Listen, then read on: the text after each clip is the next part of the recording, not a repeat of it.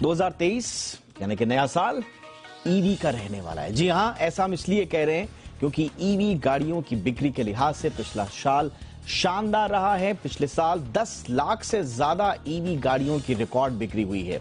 ये आंकड़ा अगर आप कंपेयर करें 2021 से तो ये 200 से ज्यादा प्रतिशत ज्यादा है।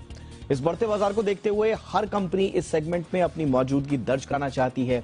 आज हम ईवी गाड़ियों के बढ़ते हुए रुझान पर चर्चा करेंगे, समझेंगे कि 2023 में ईवी सेगमेंट में कौन कौन सी नई गाड़ियों की एंट्री होने वाली है और इनकी खासियत क्या होगी, ईवी खरीदते हुए उसका इस्तेमाल करते हुए किन किन बातों का ध्यान रखना चाहिए और ओवरऑल एक कंज्यूमर एंगल से ये सेक्टर कितने पोटेंशियल से भरा हुआ है। चर्चा करेंगे खास मेहमानों के साथ, लेकिन सबसे पहले ये रिपोर्ट देखिए।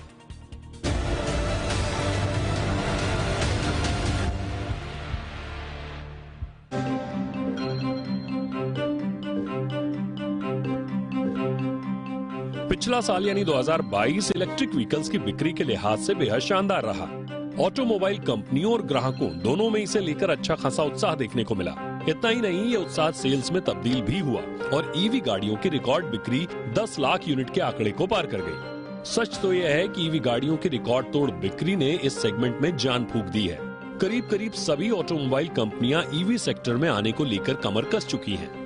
सरकारी वेबसाइट वाहन के आंकड़ों के मुताबिक साल 2021 में ईवी गाड़ियों की कुल बिक्री जहां सिर्फ 3,20,000 के करीब थी, उसमें 200% की बढ़ोतरी हुई है। ईवी गाड़ियों की बम्पर डिमांड के चलते भारत में कुल ऑटो मार्केट में इलेक्ट्रिक व्हीकल्स की हिस्सेदारी बढ़ी है।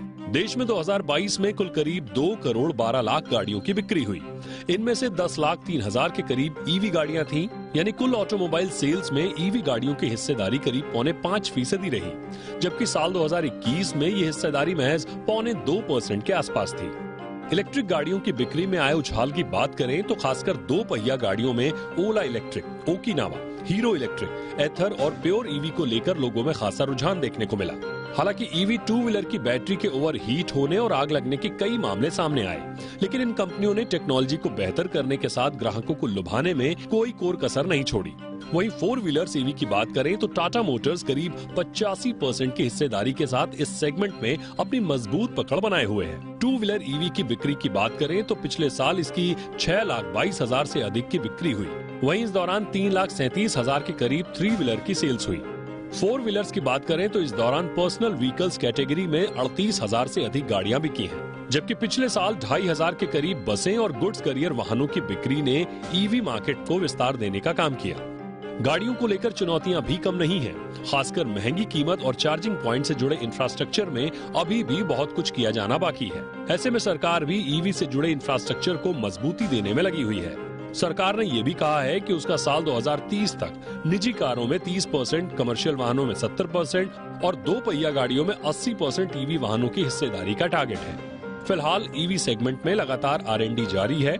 ऐसे में आने वाले दिनों में ईवी गाड़ियों की बाजार में हिस्सेदारी तो बढ़ेगी ही, साथ ही इसे लेकर सहूलियतें भी बढ़ेंगी, सो अलग। ब्यूरो रिपोर्ट, जी मीडिया।